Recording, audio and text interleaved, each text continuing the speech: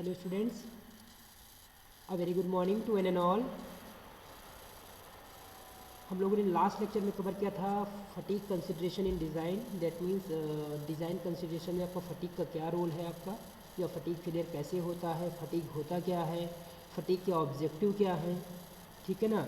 और बेसिकली आपका उसके बाद जो मैं पढ़ा था आपका वेरिएबल लोडिंग क्या है, लोडिंग पैटर्न क्या है, फ्लक्चुएटिंग लोड्स क्या है, और कौन कौन से स्पेशल केसेस हैं आपका फ्लक्चुएटिंग लोड्स के, जैसे कि आपका फ्लक्चुएटिंग लोड्स भी आपका उसमें दो केसेस दिखाए गए थे ना आपका. एक आपका कम्प्लीटली रिवर्स लोडिंग था आपका, ठीक है. ओके, तो इस तरह से दैट मीन्स हमें वहाँ पे टाइप्स ऑफ लोडिंग पैटर्न के बारे में पढ़ा. आज का जो हमारा टॉपिक है that is the fatigue consideration in design. इसके अंतर्गत ही हम लोग चल रहे हैं that is the endurance limit के बारे में पढ़ने वाले हैं, ठीक है. दैट मीन्स एंड्योरेंस लिमिट क्या होती है. ओके, देखिए इसमें आपका एंड्योरेंस लिमिट के बारे में, endurance what is the endurance limit. The fatigue or endurance limit of material is defined as the maximum amplitude of completely reversed stress that standard specimen can sustain for an unlimited number of cycle without fatigue failure. Fatigue failure किसे बोलते हैं? That means किसी particular component में, किसी machine component में जब कोई आपका मूविंग कंपोनेंट है, कोई रोटेटिंग मशीन एलिमेंट है आपका, ठीक है ना, जहाँ पे आपका साइक्लिक लोडिंग लग रही है, तो उसके कारण आपका वो कितने नंबर ऑफ रिवोल्यूशन, कितनी साइकिल में आपका वो सस्टेन कर पा रहा है. तो हमने बताया था आपको, या फिर आगे भी डिस्कस करने वाले हैं. बहरहाल फटीक या एंड्योरेंस लिमिट क्या होती है, जो कि आपका किसी भी कोई भी आपका जो दैट मीन्स कोई भी कंपोनेंट है जो मैक्सिमम एम्पलीट्यूड है. मैक्सिमम एम्पलीट्यूड आप जानते हैं सिग्मा ए आप कैसे निकालते हैं. Sigma A is nothing but the sigma max minus of sigma maximum minus of sigma minimum, ठीक है ना, सिग्मा मिनिमम. ओके, और उसको आपका डिवाइड बाई 2 कर देंगे तो वहाँ से आपका स्ट्रेस एम्पलीट्यूड निकल जाता है, ठीक है ना. एम्पलीट्यूड को हिंदी में क्या बोलते हैं? आयाम, ठीक है ना. ओके, तो मैक्सिमम एम्पलीट्यूड आपका किसी पर्टिकुलर जो कंपोनेंट के द्वारा जो सस्टेन किया जाता है for unlimited number of cycle, उसे क्या बोलते हैं? आपका फटीग फेलियर बोलते हैं, ठीक है.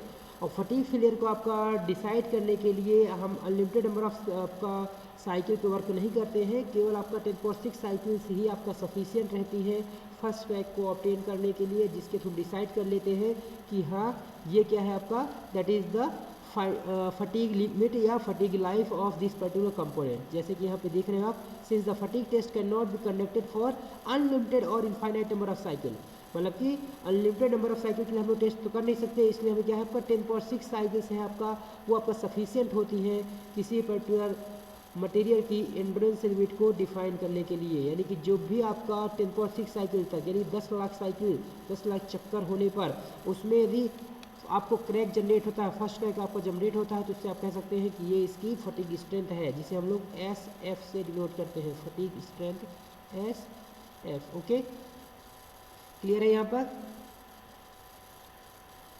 ओके,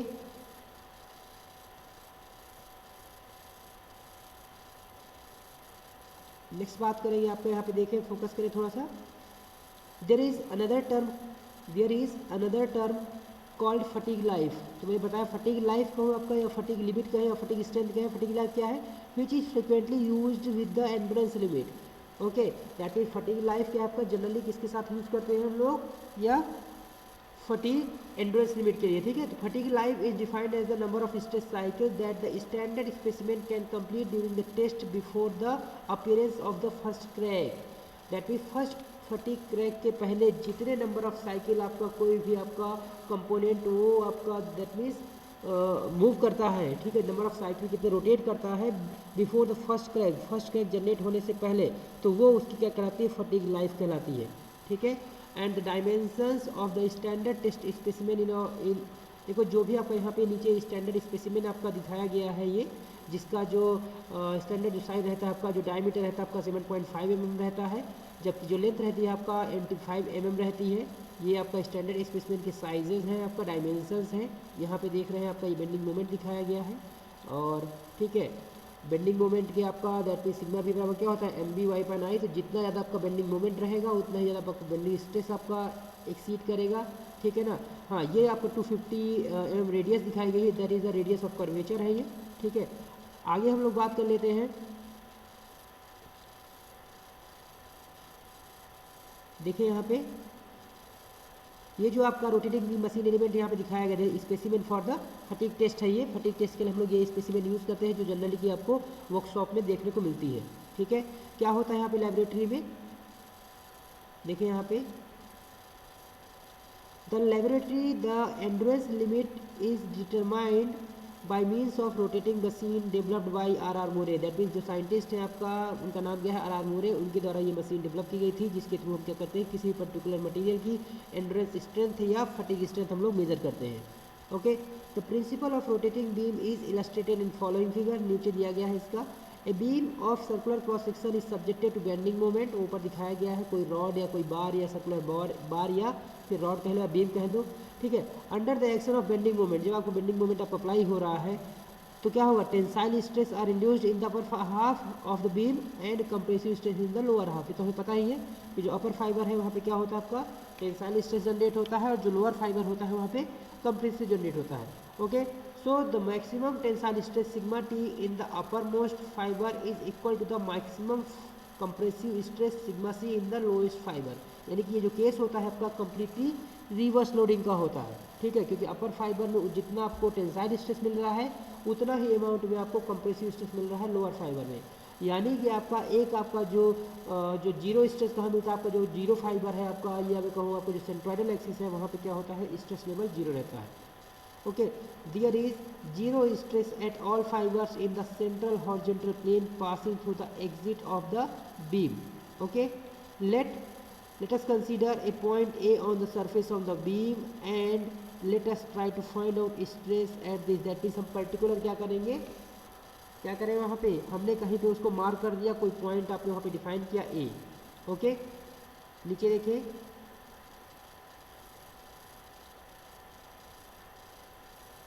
क्या किया हमने यहाँ पे, let us consider a point A on the surface on the beam and let us try to find the stress. ठीक है, हमें स्ट्रेस आपको फाइंड आउट करना है पर्टिकुलर ए पॉइंट पर, जो आपने यहाँ पे लोकेट किया है, एज्यूम किया है। ओके, तो देखिए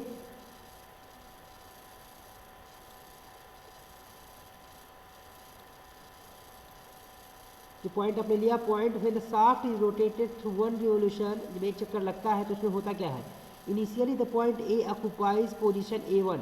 वो अभी आपको नीचे डायग्राम में दिखाया गया है कि आपका जब सर्कुलर आपने ये मान लिया इस तरह से, ये आप लिया आपने यहाँ पे, इसको आपने यहाँ पे ये इस तरह से आप डिवाइड कर दें तो क्या हो जाएगा, मान लिया आप ये A1 हो जाएगा, दैट इज A2 हो जाएगा यहाँ पे।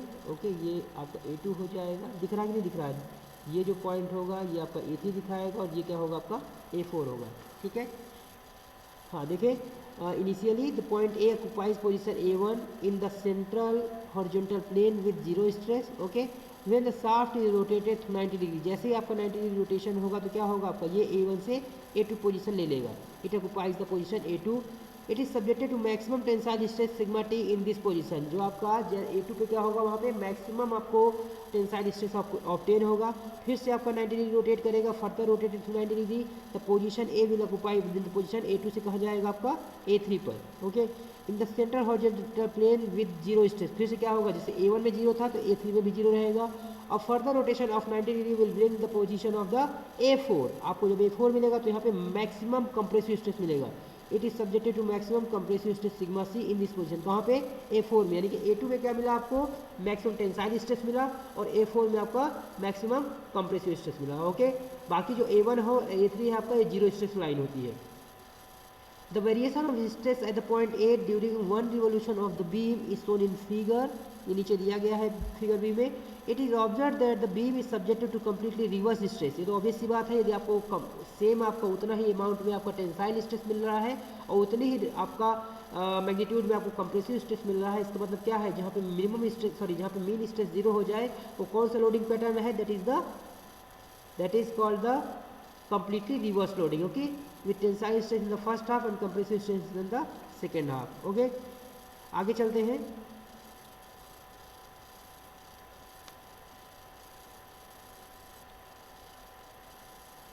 आगे देखें, इस यहाँ पे दिखाया गया है कि आपका जो the distribution is sinusoidal on stress cycle is computed in one revolution. Obvious सी बात है, ये इस तरह से हो गया मान लिया, ठीक है।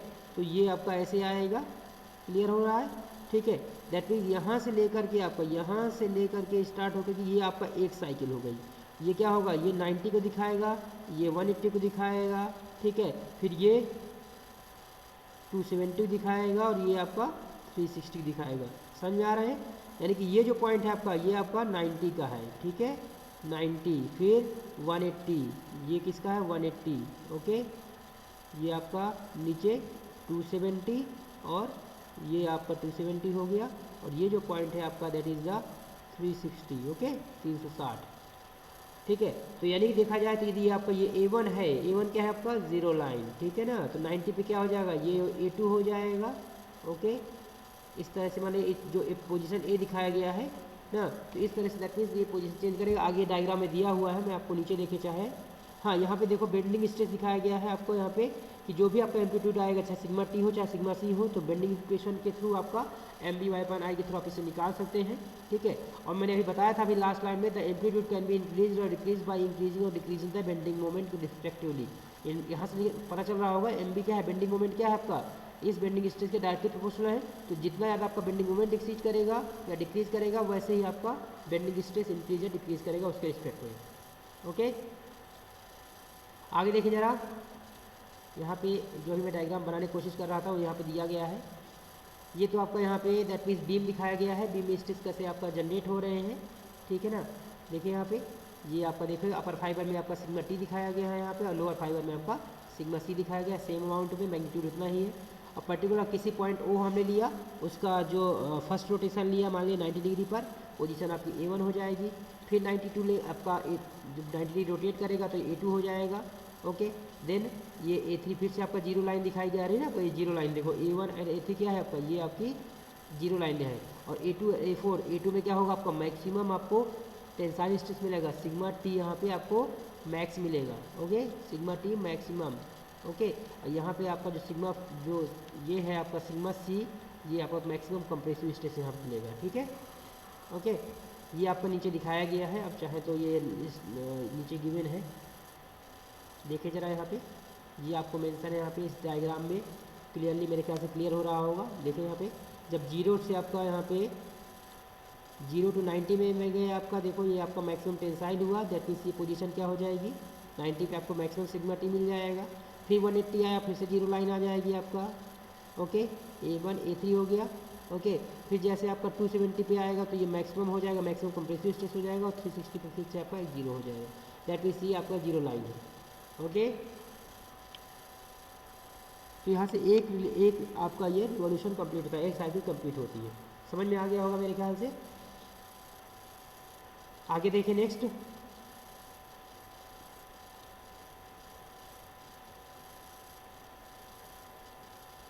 हाँ जी, schematic diagram of rotating fatigue testing machine is shown in following figure. नीचे आपको वो मशीन का सेटअप दिखाया गया है, मैं दिखाता हूँ आपको।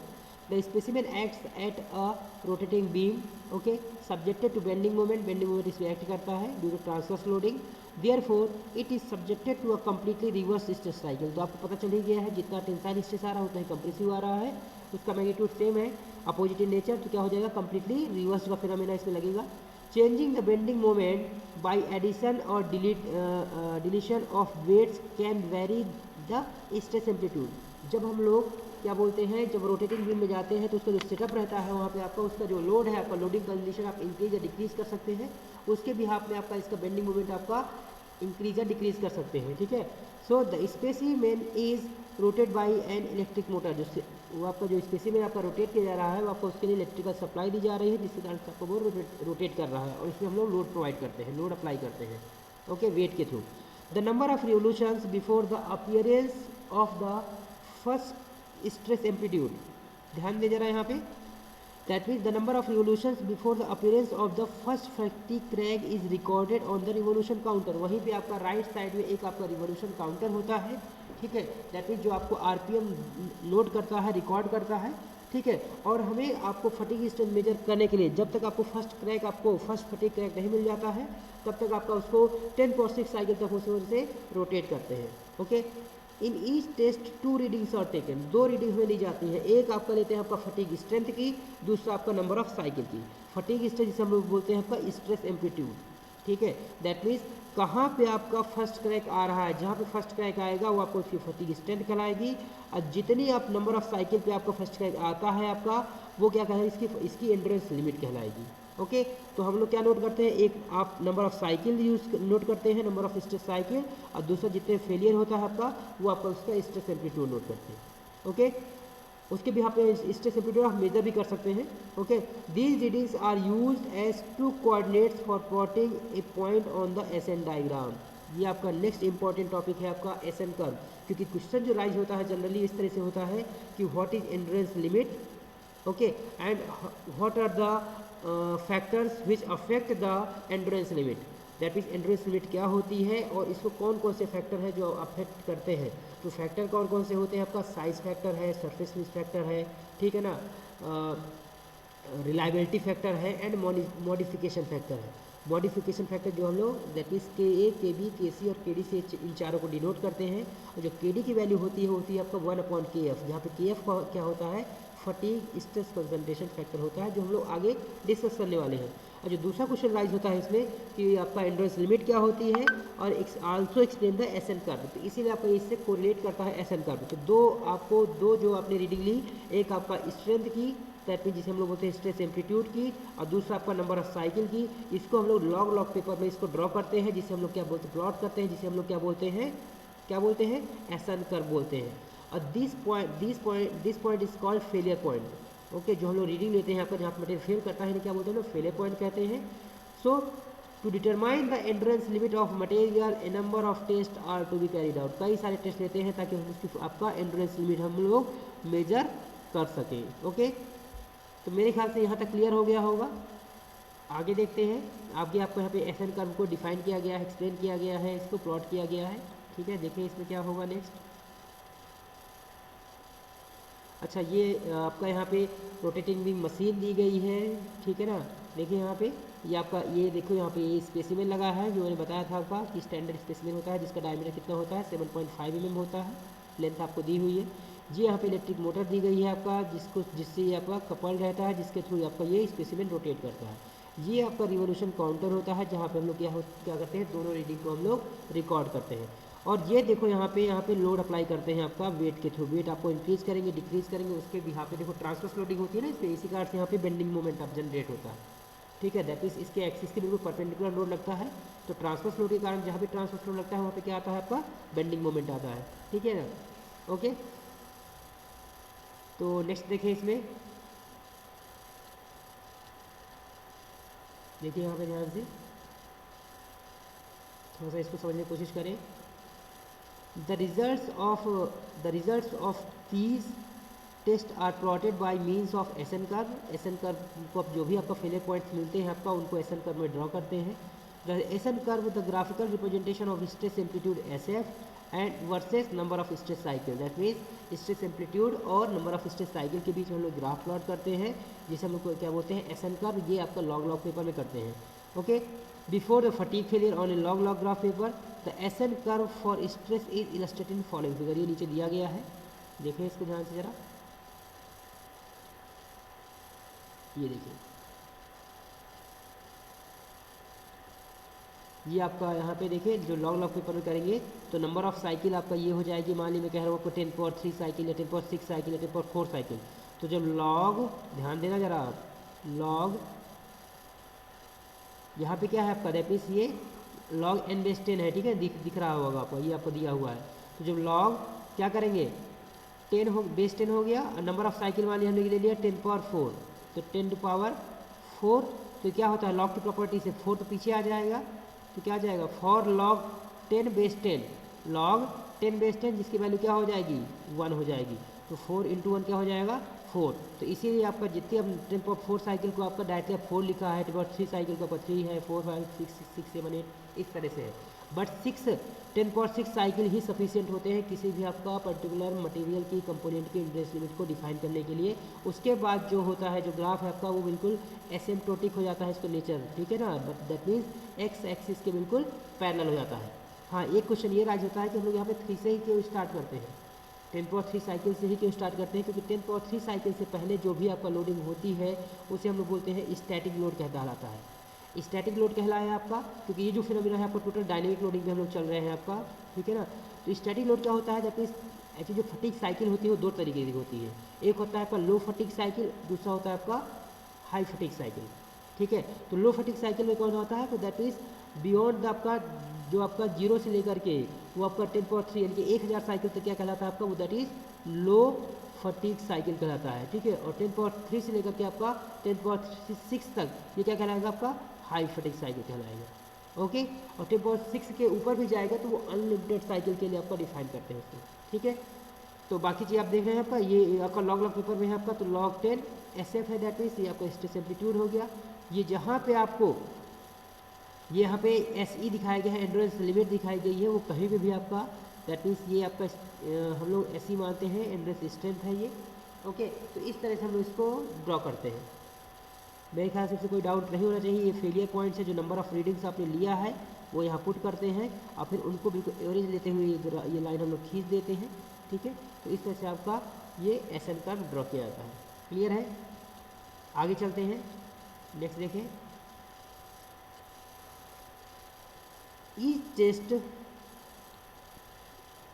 Each test on the fatigue testing machine gives one failure point. हर एक टेस्ट आपको एक रीडिंग देता है, ओके।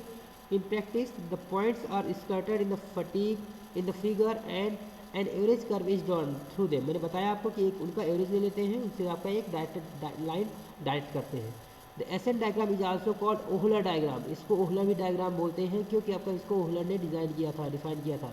क्योंकि अगस्त में आपको आफ्टर अगस्त ओहलर जो कि क्या है आपका एक जर्मन इंजीनियर है आपका, ठीक है ना, who published his figure research इन 1870, 1870 में उसने ये डिफाइन किया उसने रिसर्च से।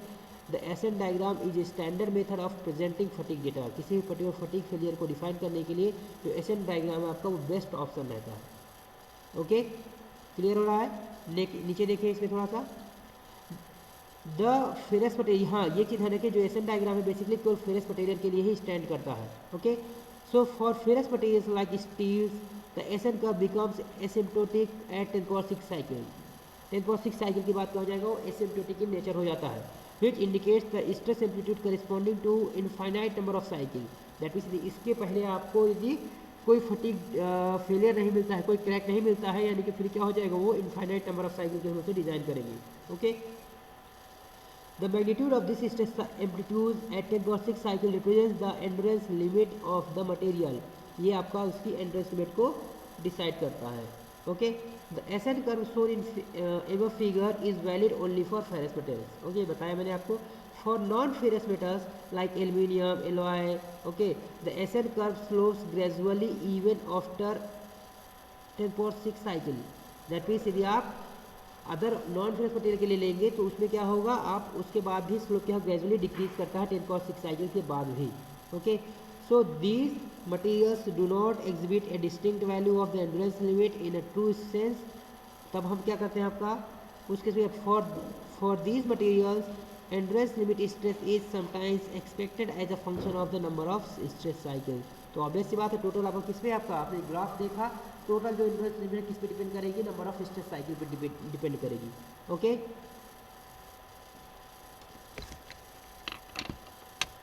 नेक्स्ट देखें, ये बस ये खत्म हो रहा है, दैट्स इट। देखें यहाँ से यहाँ पे The endurance limit in a true sense is not exactly a property of material like ultimate tensile strength. That means जो आपका एंड्योरेंस लिमिट है ये एग्जैक्ट प्रॉपर्टी नहीं डिफाइन करता है, जैसे कि अल्टीमेट स्ट्रेंथ है या यील्ड स्ट्रेंथ है, ठीक है। It is affected by factors, कई सारे आपका फैक्टर हैं जो इसको इन्फ्लुएंस करते हैं, जैसे कि मैंने बताया था आपको ना, जैसे यहाँ पे देखो सेफ फैक्टर हो गया, सेफ यानी कि साइज जिसे बोलते हैं, ठीक है ना, सरफेस फिनिश फैक्टर हो गया, टेम्परेचर हो गया, नोज सेंसिटिविटी इंडेक्स हो गई। नोज सेंसिटिविटी समझते हैं, दैट मीन्स जहीं पे कहीं पे शेप में इरेगुलरिटी पाई जा रही है, दैट मीन्स इस तरह से आपको कोई सरफेस आपको मिल रहा है, ठीक है ना, ओके। तो क्रैक कहीं पे आपका सरफेस इरेगुलर है आपका, तो वो वहाँ पे नोज सेंसिटिविटी आपको इम्पैक्ट डालती है उसकी एंड्योरेंस लिमिट पर, ठीक है। बाकी चलो नेक्स्ट आपका आगे करेंगे, इसको आगे कंटिन्यू करेंगे अगले लेक्चर में। आज के लिए इतना ही, थैंक यू सो मच।